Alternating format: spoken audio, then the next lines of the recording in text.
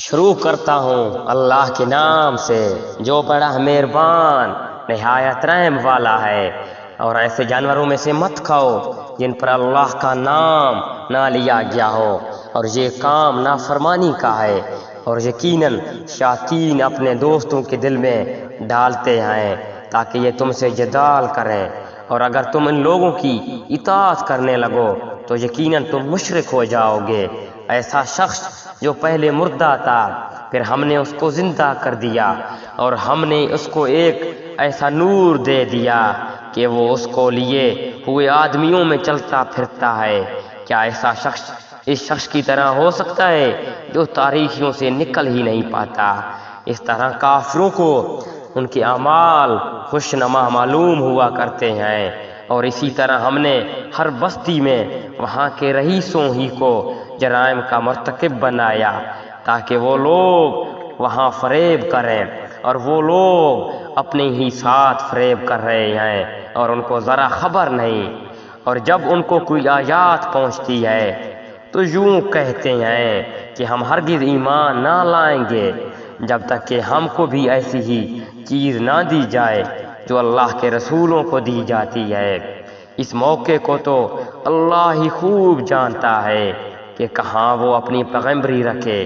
ان قریب ان لوگوں کو جنہوں نے جرم کیا ہے اللہ کے پاس پہنچ کر ذلت پہنچے گی۔ ان لوگوں کی شرارتوں کے مقابلے میں سزائیں سخت ہیں۔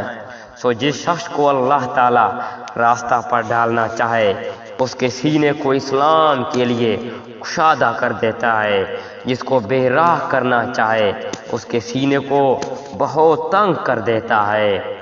جیسے کوئی آسمان میں چڑھتا ہے، اسی طرح اللہ تعالیٰ ایمان نہ لانے والوں پر ناپاکی مسلط کر دیتا ہے، اور یہی تیرے رب کا سیدھا راستہ ہے۔ ہم نے نصیحت حاصل کرنے والوں کے واسطے ان آیاتوں کو صاف صاف بیان کر دیا۔ ان لوگوں کے واسطے ان کے رب کے پاس سلامتی کا گھر ہے، اور اللہ تعالیٰ ان سے محبت رکھتا ہے۔ ان کے اعمال کی وجہ ہے جس روز اللہ تعالیٰ تمام خلائق کو جمع کرے گا۔ اے جماعت جنات کی، تم نے انسانوں میں سے بہت سے اپنا لیے جو انسان ان کے ساتھ تعلق رکھنے والے تھے۔